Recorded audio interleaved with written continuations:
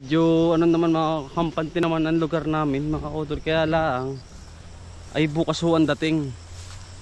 Ay huwag naman sana ano mga kautol na pumunta rin ho rito.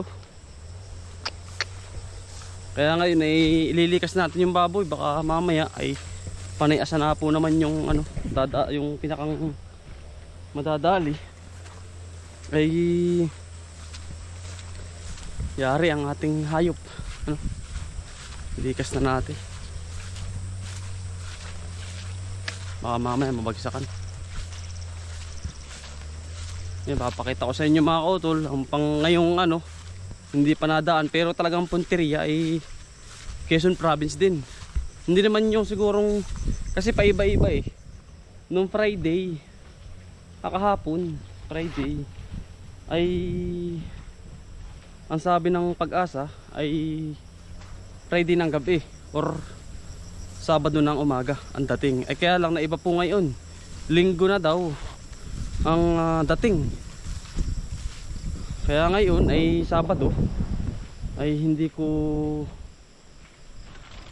aanuhin ko na yung mga baboy mga kautol. Dapat iayos, ay iayos. Yan, ito na nga yung kalagayan ng ating upo at patula. Makikita nyo mga kautol bukas kung sigurado ito po ay putol ang mga puno. Wag naman sana. At grabe yung ating hirap na ginawa.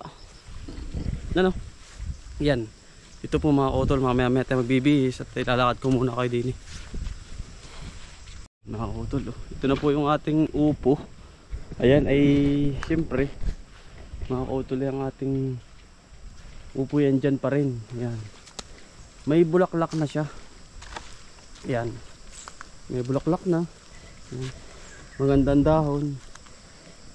Pero hindi ko kaya itong ibaba. Pero nandun na kasi sa ano mga kautol, yung kanyang sanga ay nandun na sa pinakang taas. Pero kung sakaling gusto ibaba natin mga kautol, ano ay nating ibaba para hindi maapektuhan ng hangin. Baba natin mga kautol, ano, magandang idea yun. Saka natin ibangon bukas. Pwede mga kautol. Bibihis lang muna tayo. Baba muna natin, madali man itong ibaba. At yung iba naman ay dyan na muna.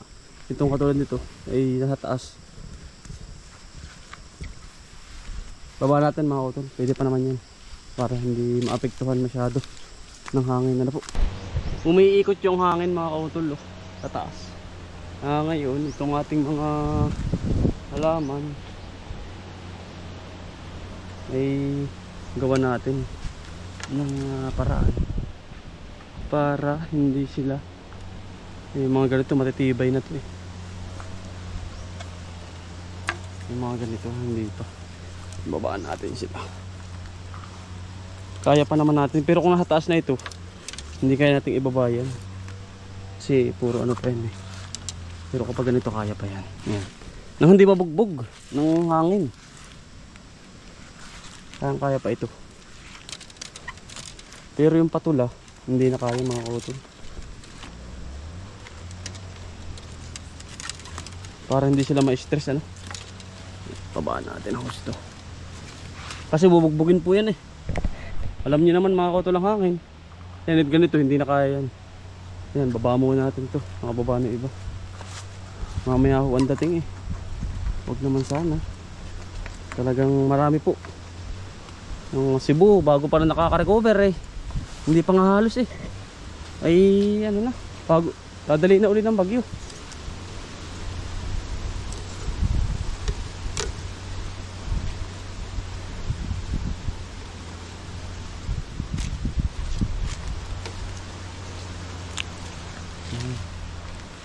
Baba natin lahat, nakababa na yan, nakababa na to. Yung iba hindi, at gawa ng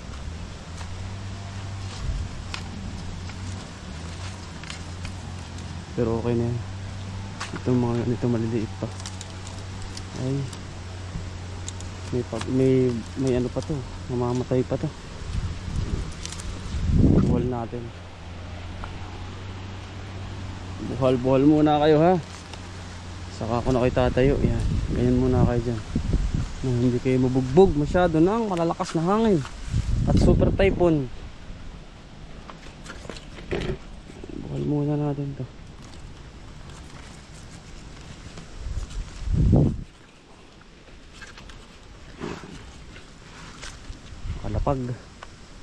Kalapag muna natin ito. Hindi na kaya. Ito, mababa naman ito. Matataas na kasi yun. Yung iba nakababa na. Yan, okay na po ito. Huwag lang babagsakan ng malaking puno. Wasak ito. Wash out mga kautol. Ano? Kaya, yan, nasa baba naman yung iba. Itong upo natin nakababa na. Yung iba hindi natin na ibaba dahil yung kanilang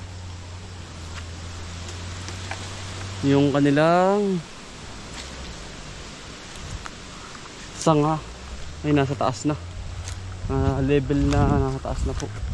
Kaya ngayon ay yung iba lang ating binaba. Ayan, katulad dito nasa taas na, magagalaw pa naman. Kaya lang sigad na ang bahala sa inyo. Ito, pero kaya pa to.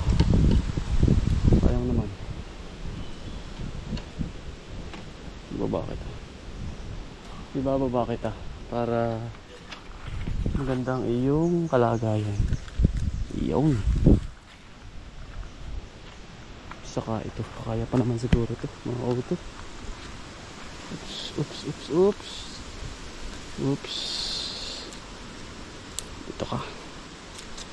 Dito ka. Oops, mapuputol. Teka. Tandahan. Yun. Yan, nakalatag na po. Yan, pressure ng hangin dito, grabe. Talagang pudpud ng halaman. Ito, teka. Bagong katrampara. Oops, yun. Nailatag na natin. Ito, matangkad na siya ito. Oops. Putol. Oops. Okay. Okay na yan. Nakababa na lahat. Yan. Ito hindi pa. Hindi kaya dahil masyado ka ng mataas. Okay lang yun. Yan, nakababa na po lahat mga utol. So yung iba lang hindi masyadong nakahaba na eh. Pero gusto ko pa rin ibaba para maingatan. Mga utol, grabe. Yan po ang hangin, wag naman po sana. Ayan, bababa natin mga kautol itong ating upo. Dahil alam niyo mga kautol, yung ating sakripisyo at yung gastos natin nandyan pa. Hindi pa siya totally nakaka-harvest. Wala pa ho yung ating kita dyan. Kaya ngayon, migit hindi pa masyado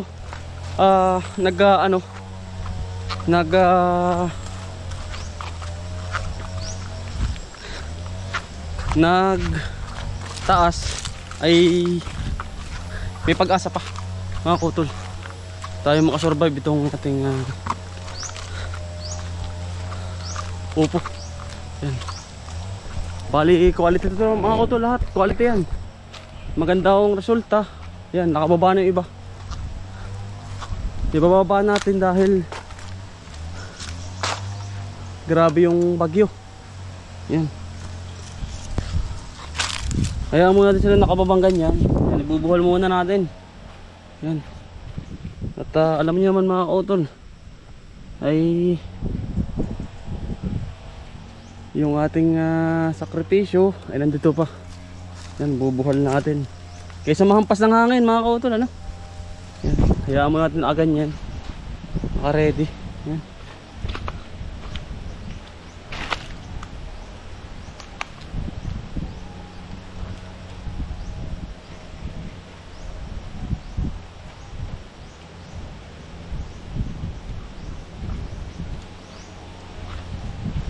Yun naman po mga nakaganto, hindi na. Pero yung mga ganitong bago pa lang ay bababa po natin.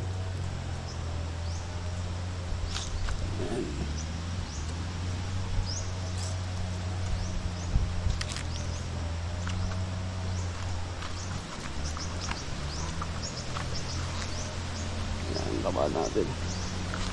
Nakakautol. Yan. Para hindi sila sa kabila. Ating ipapasok din sa hawan. Hirap ng madali ang ating hayop. Yun sa kabila.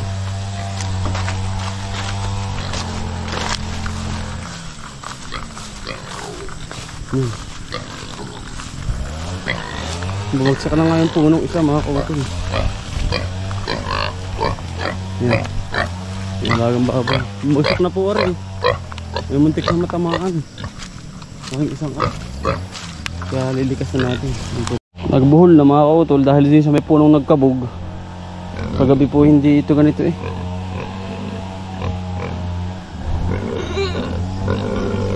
Nagkabog kasi yung kahoy mga kautol. Sobrang lakas siguro na. Kaya ngayon ay lilikas natin sa taas.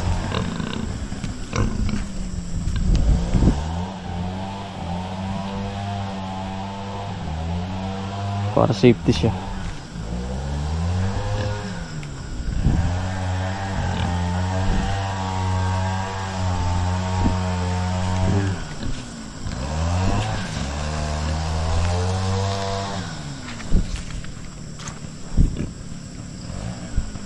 Siguro ho'y nagulat.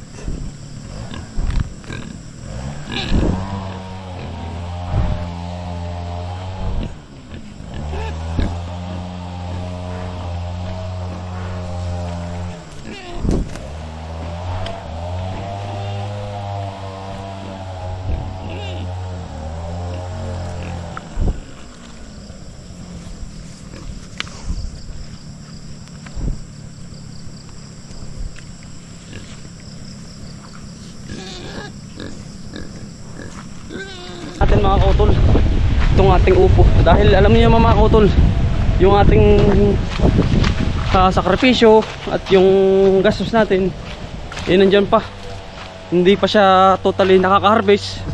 Wala pa ho yung ating kita dyan. Kaya ngayon migit hindi pa masyado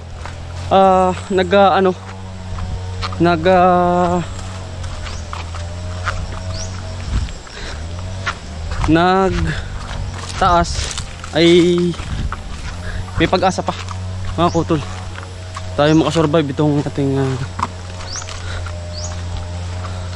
upo. Yan. Bali quality ito mga kautol, lahat quality yan, magandang resulta. Yan, nakababa na yung iba,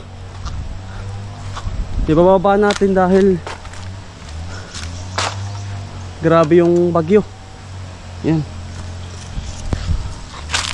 kaya muna natin sila nakababang ganyan. Yan, ibubuhol muna natin. Yan. At alam niyo naman mga kautol, ay yung ating sakripisyo ay nandito pa. Yan, bubuhol natin.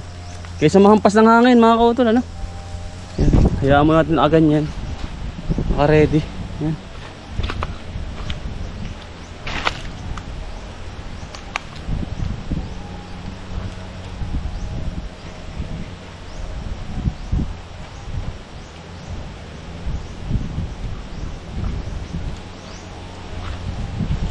Yun naman po mga nakaganto, hindi na. Pero yung mga ganitong bago pa lang ay bababa po natin.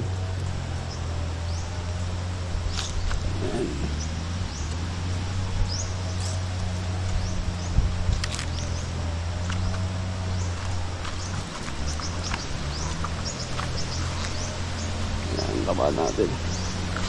Nakautol. Yan, para hindi sila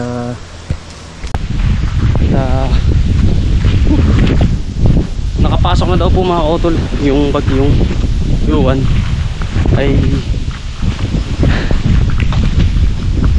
pero may init pa rin ang pakiramdam dito, pero yung hangin at gawa ng mga kautol ano po sa balita ay sakop ang buong Pilipinas. 1,850 ang lawak mga kautol, kaya nga parang kampan po lahat. Nandun po sa report ng Pag-asa. Yun. Talagang Buti na lang at wala pa tayong tanim dito sa Kalawakan. Yung pepino, sili, talong ang dali dyan, saka yung upo, saka patula. Sigat na ang bahala mga kutol. Ayos lang po masira ang halaman. Huwag lang ang buhay ng tao mga kutol. Grabe sa Cebu mga kutol, pagkatami pong na matay. Yung iba po hindi pa nakikita. Ayan, nakaangat na yung mga plastic na yan. May init pero mamaya awan dating. Pero ngayon ay nagpapa ano pa lang, nagpa-army, nagpapa hiwatig na. Huwag naman sana. Ito ang kalagayan dito ngayon. Bukas makikita nyo yung ating update. Sa ngayon wala pang bagyo na pumapasok. Yung mga yan, tuklap yan mga kautol. Yung mga plastic na yan. Yan ang ating talo. Yan po ang kalagayan yan. Kahapon po siya kakulit ay. Kakulit yan. Malagmo na po yung pipino.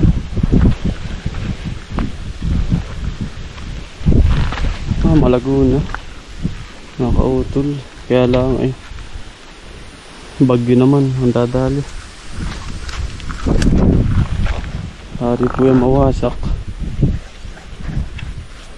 Ang ating pipino na yan. Ang dami na oh. Malalaki na po pati. Yan. Tamang-tama sa paglipat. Tapos na po ng bagyo. Yan. Maganda na oh. Iklat po yan mamaya. Pagdadaan po ang bagyo dito.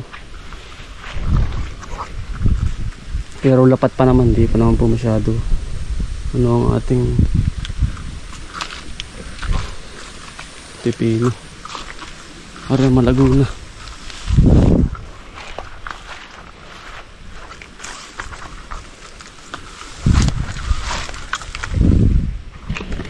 Ayan.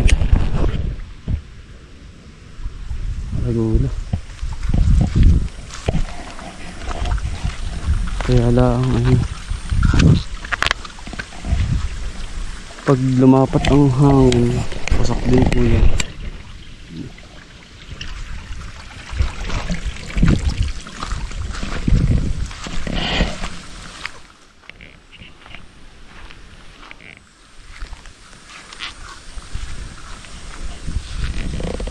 Malago na po pala. Sili, makapal na rin. Iyan na lang po muna natin. Mga utol, bali nakakuha na tayo. Bali yun nga mga utol. At iniingatan natin yung baboy at yung ating mga tanim para ibaba. Dahil puwersa ang hangin. At wag naman sana ano po. At mag-iingat po ang buong Pilipinas. Saan man sulok po ng bahay-bahay. Ayan, talagang wag naman po sana. Si Lord po ang bahala sa atin. At siya po ang magliligtas sa ating kalikasan, buhay ng tao. Basta lang po tayo at paalala lang po yung po mga landslide ay magsilikas na ng maagap dahil baka mamaya lumakas ang ulan at hangin. Nasa bahay po kayo ay di baka po matrap kayo dyan. Ngayon po ay mag-ingat na at lumikas na po kung saan po pwedeng lumikas na lugar katulad ng school. Yan. At hayaan na lang po muna yung bahay. Kung ano man mangyari ay di buhay po ang ating ingatan. Yan lang mga kutol. Ingat po lahat. At mapangalip po ang bagyong yun. Uwan na yun. Sana po ay tumaas at tumama po sa tubig. Huwag sa lupa. Yan. Bali ingat po. At be safe always. Ingat po mga kutol.